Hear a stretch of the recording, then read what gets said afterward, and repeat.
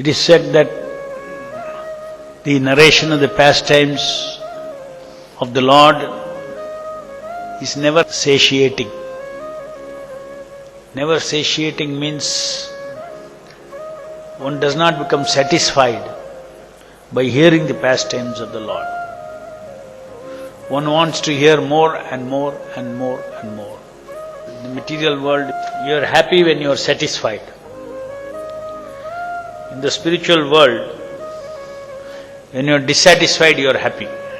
So, as far as hearing the pastimes of the Lord, you are always dissatisfied. Because it is so tasty that you are never satisfied.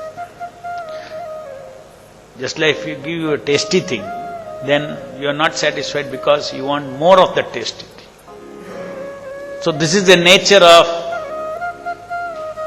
the absolute rasa, which is emanating from Krishna.